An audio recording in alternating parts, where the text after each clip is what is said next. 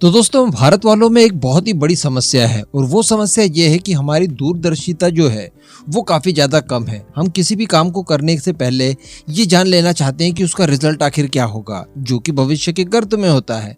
उसे हम लोग आकलन करके अनुमानित बता नहीं सकते या उसके बारे में समझ नहीं सकते। आपको याद होगा जब भारत में कैशलेस ट्रांजैक्शंस की बात की जाती थी तो उस समय किस किस तरह की बातें निकलकर सामने आती थी। जो इस तरह की बात करता था कि यार अब तो कैशलेस ट्रांजैक्शंस जरूरी है और ये भौतिक मुद्रा एक दूसरे से लेन देन बंद कर देनी चाहिए, इससे ब्लैक मनी बढ़ती है, करप्शन बढ़ता है एंड सारी चीजें।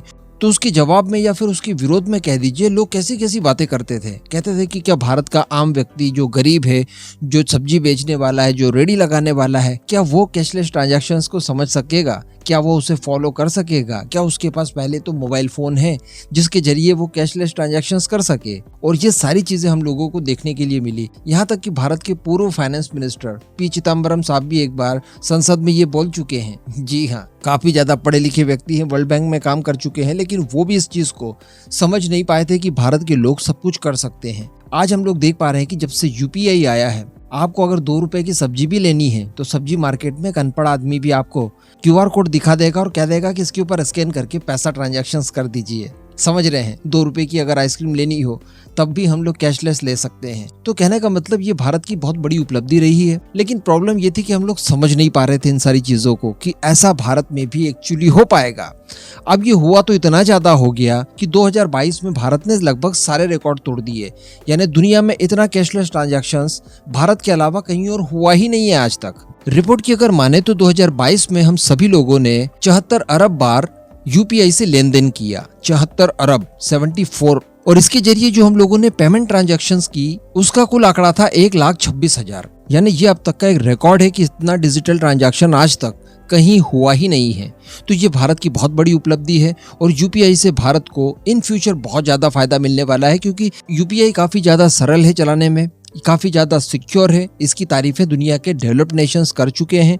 तो इन फ्यूचर भारत के बाहर जो दूसरे देश हैं वो काफी बड़े पैमाने पर इसका उपयोग करने वाले हैं, जिसमें अभी की अगर बात की जाए तो Nepal, Bhutan, Malaysia, Oman, UAE जैसे देश यूपीआई पेमेंट सिस्टम का इस्तेमाल कर रहे हैं। और मुझे आपको खबर देते हुए बड़ी खुशी हो रही है कि आज 11 बजे प्राइम मिनिस्टर मोदी ने खुद सिंगापुर से भी इसको लेकर लिंक कर लिया गया है। जी हाँ, मैं आपको बता दूं कि यूपीआई पेमेंट सिस्टम को लेकर सिंगापुर के साथ हमारी काफी लंबे समय से बातचीत चल रही थी और आज फाइनली इन सारी चीजों को पूर्णतः कंप्लीट कर लिया गया है।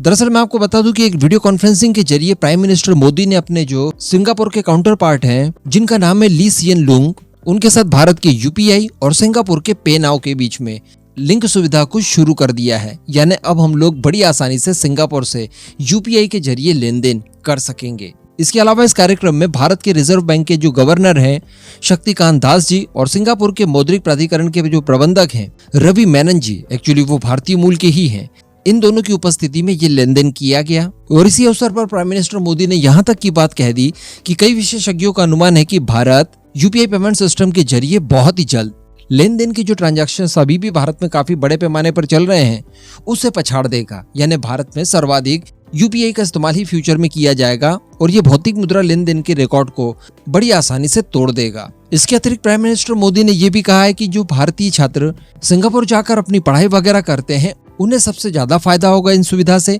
और आगे जो टूरिस्ट भारत से सिंगापुर जाते हैं उन्हें भी सुविधा का लाभ उठाने का भरपूर मौका मिलने वाला है। यहाँ पर कुछ क्राइटेरिया भी सेट किया गया है। बताया जा रहा है कि शुरुआती चरण में भारत का कोई उपयोगकर्ता एक दिन में 60,000 रुपए, यानी जो सिंगापुर के डॉलर में $1,000 के बराबर है, उतनी लेन देन कर सकेगा। तो कहने का मतलब एक और फील्ड ऐसी दिखाई दे रही है जहां पर भारत दुनिया को लीड करने जा रहा है। भारत का यूपीआई पेमेंट सिस्टम दुनिया भर के किसी भी पेमेंट सिस्टम की तुलना में बहुत ज्यादा आसान है, बहुत ही ज्यादा चीप प्राइस पर आपको अवेलेबल है और सबसे बड़ी बात कि काफी ज्यादा सिक्योर है।